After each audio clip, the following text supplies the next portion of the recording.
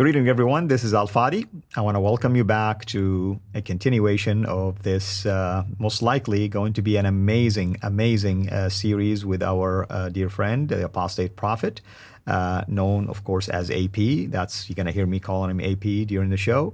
He's with us here to continue our discussions about what we call the Ka'ba problem. Today's show is going to focus on the historicity of the Kaaba and any issues related to that. With that in mind, AP, thank you again for being here with us. I want to welcome you back to our studios. Thank you so much, Al. I'm really happy to be here again. Thank you. So what would you like to tell us about the historicity of the Kaaba now? I want to go right into it. It is, as said last time, the Kaaba is supposed to be, according to the Islamic narrative, a very greatly important place that matters locally and even globally. It is some place that Abraham called the world to. People came from very distant passes, which is why, for a reason, we learn in Muslim tradition and history that Mecca was supposedly a big, large, important center of trade and of religious worship and all that.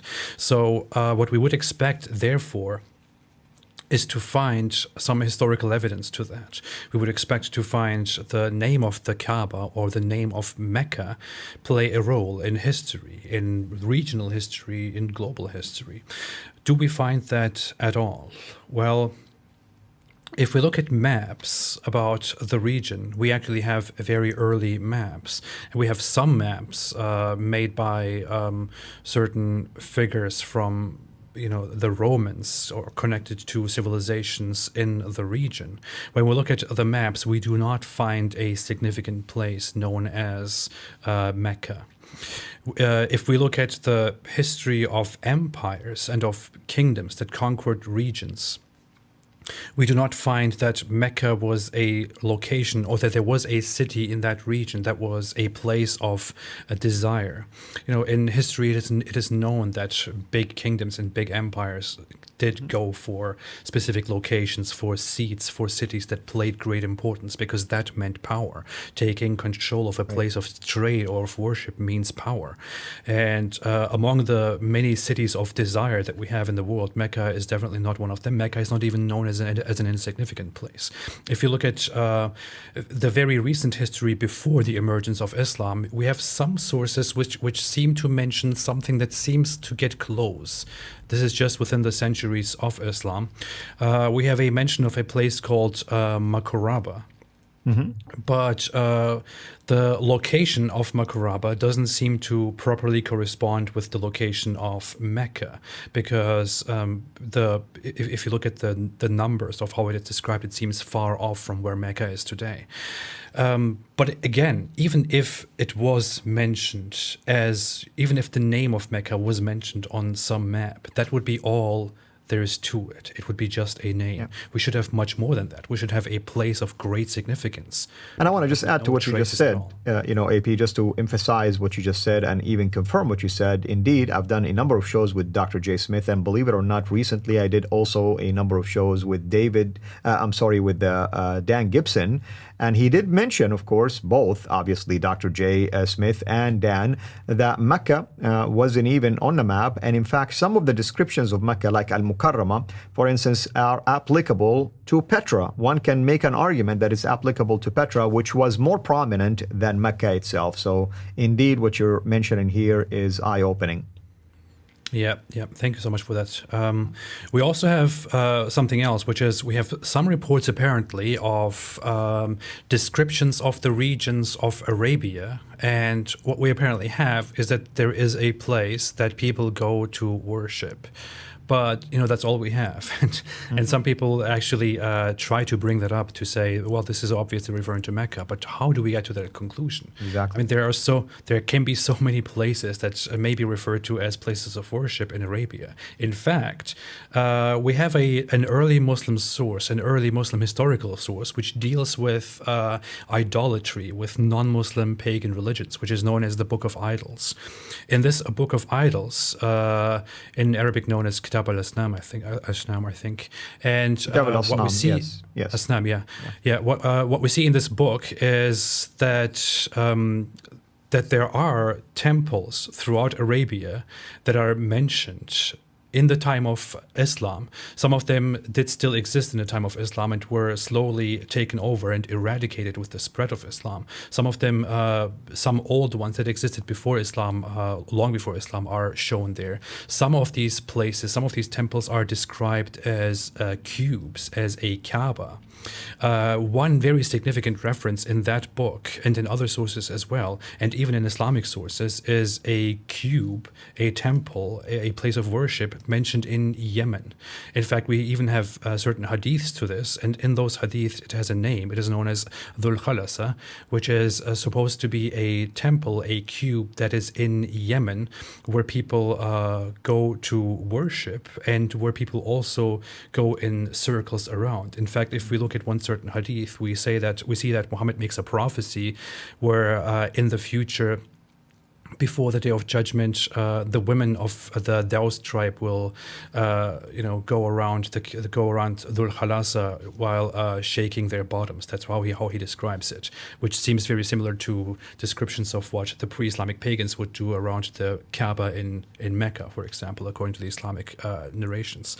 So, temples, cubes, did exist throughout Arabia. By the way, this Dhul Khalasa in Yemen is also one that Muhammad had destroyed, which is a whole different story. We could extensively just go into that alone. Muhammad rises to power and asks one of his loyal companions and says, "Will you not relieve me from Dhul Khalasa?" And his loyal soldier, fighter, then goes to Yemen and destroys Dhul Khalasa, destroys this Kaaba, which is in Yemen, and according to the hadith, kills everyone who is present there and comes back. And what Muhammad says is, "Thank you, may Allah bless you."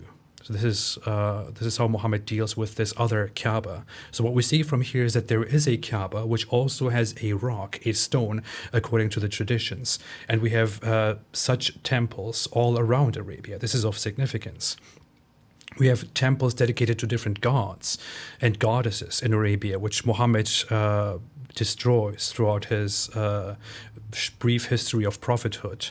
And we even have cubes in different regions. For example, in Iran, we still have a cube that is standing today, which is known as the Kaaba of Zarathustra, which is also in shape quite similar to the Kaaba. It is a cube that was dedicated to Zoroaster in the Zoroastrian religion before Islam in Iran.